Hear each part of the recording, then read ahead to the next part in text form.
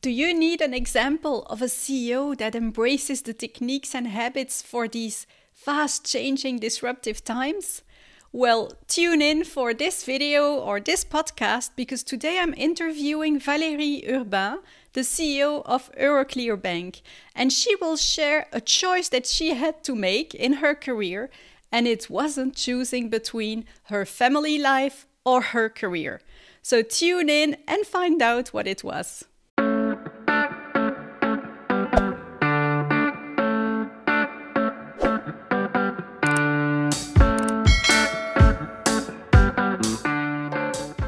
Before we start this episode, I wanted to share something cool. I've helped many organizations and leaders transform. And over the past years, I've discovered several leadership types with different characteristics. And I've developed now a little test, a leadership test, so that you can find out what your leadership type is. And with that leadership test, you'll not only receive your profile, but you'll also get 7 personalized lessons and a roadmap to transform yourself, your team, or your organization. And it will only take you 2 minutes to take this quiz. And remember, I always say this, you don't have to have a team to be a leader. You are a leader of your own life. So this test is for you. So simply go to www.rebelleaderwithaheart.com/quiz or to the show notes of this episode to do the test and to get your personalized lessons. And again, don't hesitate to share with your friends or with your colleagues if you think it might help them too. So, welcome, Valerie. And maybe before we dive into the questions, could you please describe to us who you are and what your career path is? Yes, sure. So, good morning, everybody. So basically, I'm Belgian. I was born and raised in Africa until I was 16 years old. Then I came back in Belgium for my studies. I study ingénieur commercial, so in the Solvay Business School. And I joined a bank after my graduation, a commercial bank, an American commercial bank, and I had the chance to go to the US to Chicago for a bit of about 6 months, which was already quite an opening in terms of financial international career. Then I spent about 5 years in this bank. The bank had gone through rough times, and so the subsidiary in Belgium had been sold to a Spanish bank. So very quickly, I've been confronted with a change of corporate culture, which was also quite an interesting challenge, but also a corporate restructuring, which is something that you don't learn at universities. After 5 years that I spent in this bank, where I did a number of jobs, including spending 2 years in the dealing room, I moved into Euroclear. So I'm in Euroclear now for about 27 years. Do I dare to say it? But I must say that I've done many jobs in the Euroclear group, and spending about 10 years in commercial, but also 5 years at the head of the human resources department. So quite a diverse set of appointments, which have led me to become the CEO of Euroclear Bank. I could not finish my description without saying that I'm also a mother of 2 young adults now, because that is definitely an essential part also of who I am. Yeah. Thank you. Thank you for that. And of course, now you're facing a lot of challenges as a CEO, and you were already facing a lot of challenges, probably. So you must handle a lot of stress. My question is, how do you manage your energy? How do you manage your fears so that you can handle with all this stress better? I think usually, aside from the coronavirus crisis, usually I think I build my resilience with my inner circle, with really my family. I think I always said that I would never be where I am without having had my children. I think my children have really forced me to put things into perspective, to indeed try to have a balance between the work life and the private life. So also to re-question myself, I think the children, and especially when you have teenagers, you have mirrors in front of you, and you are being faced with a direct feedback, which is very useful. So I feel that, as I said, I will never be where I am without my two kids. So yes, my resilience, my stress management has always been really, going back to my inner circle, be it my parents or be it my children. So that has always been very important. My friends as well. So I am a social animal to some extent. I also need to see my friends and be able to talk a lot with them. So this is also something which I'm missing for the time being. So that is one thing. The second thing is, I'm doing some sports. I mean, for many until about 5 years ago, I was doing a lot of horse riding, which was a very nice, with my daughter actually, which was also a very nice way to be in nature, touching real things, because the financial market is something very intangible, and that was good for me also, the connection with the animal. Now I'm doing a lot of Pilates, and I must say, during this, now that we are in confinement, I'm trying to do a half an hour Pilates at 7:30 in the morning to prepare for the day. But still, I would say that for the time being, I'm missing, a bit more movements. And when I can, I try to also to walk around the neighborhood. But I mean, in usual times, my family and my friends are the one who are allowing me to lower my stress. Yeah, yeah, great. And so that leads me to the next question. So many of the listeners are leaders themselves, and they're not all quite a CEO yet. And some of them are struggling to combine family life with their career. And even some of them have the feeling that they have to sacrifice one for the other, that they have to choose either their career or their family life. So what would you say to those people? I think it's a terrible choice to make. I think every individual should try to find the balance that suits him or her. I don't think there is a magic touch, and it's very personal, very individual. But I believe that making this type of choice, work or family, is something which at a certain point of time you regret one way or another, and then you start creating also negative feelings and regret. The way I have done it, because I've been faced with this type of question all along, I have tried to delegate everything which was not essential. I remember attending one day a conference, and somebody said a sentence which I loved, which was, you need to delegate everything but love. And that was so true, because I love my job, but I also love my family, so that I didn't want to give up. But for example, I didn't love doing the taking care of my house, making the kitchen, cooking, all these type of things I was not really fond of. So I mean, yes, you have to delegate to find help, because one thing also which is super important, that we are not superwoman or superman, and we need also to recognize the limits that we have and work with those limits. So I think there is no trouble to, from time to time, also show your vulnerabilities and also talk about it with your family. I remember having my children when they were maybe like 6 and 4 or something like that, and I was in a moment of doubt, and I mentioned to them that maybe I could consider stopping working, and both of them stared at me saying, "What? It means that you will be all the time at home? No, we don't want that." So it's just amazing to see also, how you can also discuss about it with your family, with your husband, with your kids, and try to find arrangements which at the end of the day suit everybody. But you can't be a superman or superwoman, and you need to give up a number of small things, but to really retain the things which are essential to you.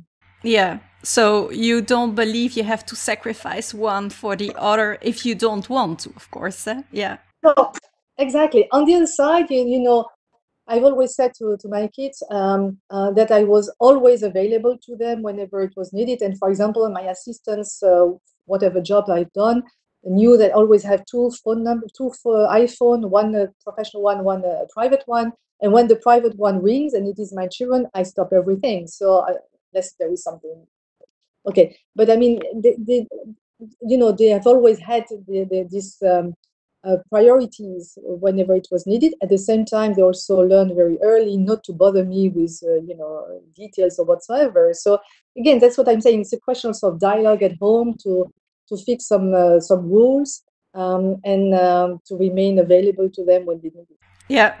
So dialogue at home, but also at work, of course. Correct, at work as well. And I think it's important again in both cases to put the limits, and to also for yourself, and to realize also, and to make very explicit, yes, that there is a moment that you have to go back home. And I remember at a certain point of time I was in charge of an important project, and I had embraced it, but I had said between 6 and 9 o'clock I will not be available. So I am happy to start again at 9 to review some documents, but from 6 to 9 it's a time for my children. So yeah, great, thank you. Thank you for being an example. And talking about being an example, when we met last time, I arrived at your office and you were just sitting like the rest of the organization in the open space. So, and you told me that you gave up your CEO office. Why did you do that? well, I did it for different reasons. First of all, we talk a lot about this new way of working, digitalization. You come with your laptop, you sit wherever you want, whatever. And we are to some extent enforcing this type of new way of working on our staff. And I felt that I would only be credible in making them change their habit if I would also apply it to me.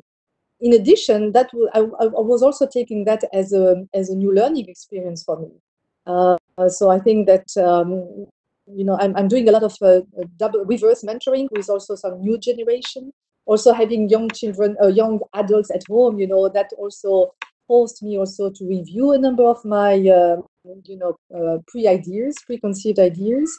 And I took it also as a learning experience to say, okay, what it is to change this way of working and be a lot more agile and flexible or whatsoever. And with the tool that we have, it is becoming a lot easier. So that was one of the first reasons. The second one, I also reorganized my team.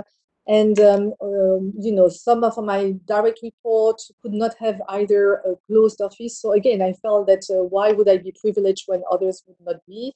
And I must say it has been a terrific experience, because my direct reports, when I announced that we were going to all sit around the table, looked at me like, okay, another crazy idea. And actually, after 3 months, they all said that they love it, because we communicate together a lot more.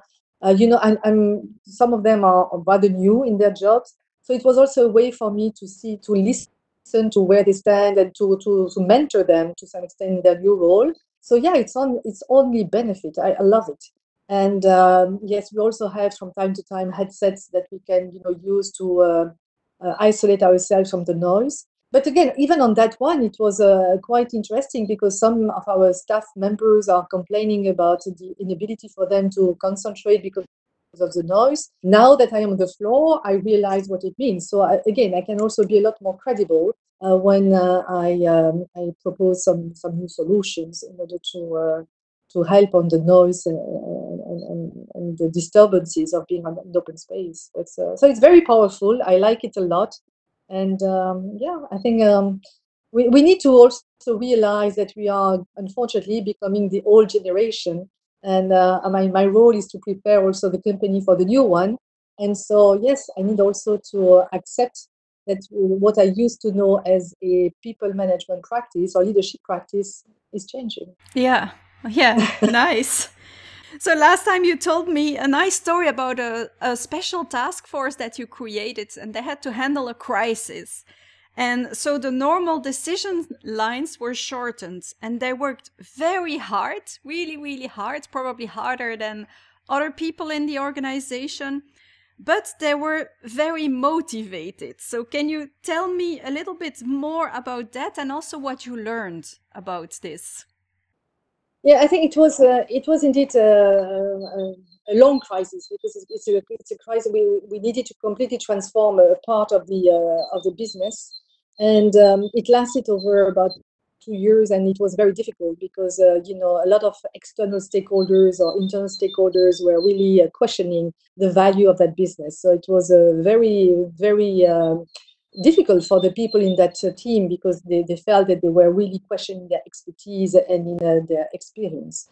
And so yes, first of all, I brought in a new manager in that, new leader for the transformation. And we also decided to cut through the decision making, because we felt that we were asking a lot of work for our people, and we didn't want them to have the feeling that they were being slowed down by the normal governance process. So we put in place a very specific governance to make sure that the decision would be rightly made, but it would be done on a weekly basis, to give also a sense of progress for the teams. We also been extremely transparent in the situation we were in. We are very transparent in what was at stake with the teams, and we continue to have a very direct conversation or communication with all the people involved. And it's amazing how indeed I've never seen so little absenteeism. I've never seen so little burnout or whatsoever, while the workload was impressive, So I believe, what I learned from that, I think that when there is a very strong sense of purpose, and when you also share with your teams that how you feel about the challenge, and that you are counting on them to meet the challenge, that you really engage them to meet the challenge, it's amazing how the people are adjusting. And to some extent, what I'm living now in coronavirus is with the same. Strangely, the level of absenteeism has declined quite a lot in the last 3 weeks, because I think that there is a sense of purpose that the people want to go through this crisis, positively.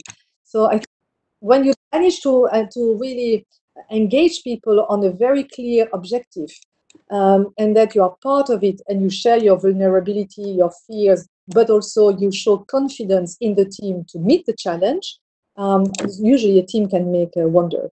Yeah, great. So I heard several things. I hear sense of purpose, which is really important. And I agree with you, because I know a lot of leaders out there have lost a little bit their sense of purpose.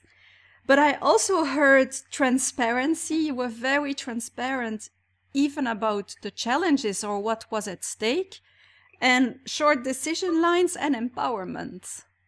Yeah, indeed. And on the transparency, what was also important at a certain point of time, is to make very clear to the teams that the situation we were in was the result of our own wrongdoings, because initially, it was very easy to say, oh, it's because the regulators, because of the clients. So there was always an external excuse. And I think it is only when we started to say, no, actually, all these people around are right. We have misevaluated the need to change. We have made the wrong decisions or whatever. So no, the situation we are in is the result of our wrongdoings. That's it. So we need to fix it. And that was, I think, quite powerful. That was a turning point where people were not looking anymore for excuses. Yeah. So we had to fix it. Yeah. And I also love it that you say we, and it was our wrongdoing, because sometimes people can blame each other even inside an organization. So you placed yourself as part of the problem and of the team and of the solution too, of course. Yeah, great. Yeah. And even at that during that crisis, we even at a certain point of time recognized that the management also had done a wrong evaluation of the situation. So. But being also honest and transparent in those circumstances usually pays off. Yeah, I also say that even when it's bad news, it's better to be transparent, because people, they feel it even when you don't say it. Yeah, indeed. Yeah. Indeed. Okay. So in this podcast, we have tea time where we share, where we teach, where we're empathic, where we inspire. But we also have happy hour where we are more rebels, where it's time for fun, maybe complaining a little bit for being crazy. And so I was wondering, what is your rebel side? And are there things that you like to do differently as a CEO, as a woman, or as a mother? Well, I always say to my team, we need to have fun. And I must say, we're spending so much time in the office or working or whatever. If we do not laugh from time to time, it is becoming, terrible. So I must say, with my teams, I have the luxury of having people with whom I'm working for many years. So we have also a lot of proximity and. We do. I mean, my management committee meetings usually are moments where we are serious, but we can also laugh a lot. And something which is extremely important for me. I'm a CEO, that's fine, but I remain Valérie that I have always been. And it's also important from time to time to have to be able to have. Self humor, and for example, we had a number of we had a colleague recently who left the team. We all dressed up in a certain way in order to to organize a party for him. When the task force you were referring to, we finished all the transformation. And we run all the implementation of the new regulation we needed to run, and the new regulation is called CSDR. And we had a party with all people involved, so a big party. We had about 150 people in a place in Brussels.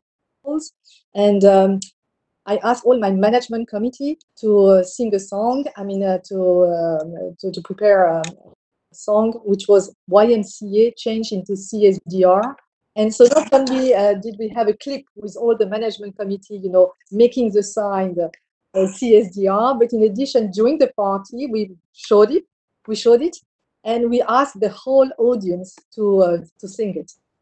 It was a wonderful moment, remembering that, we are doing things which are serious, but we should never take ourselves too seriously. Yeah, nice. That's so important. Nice.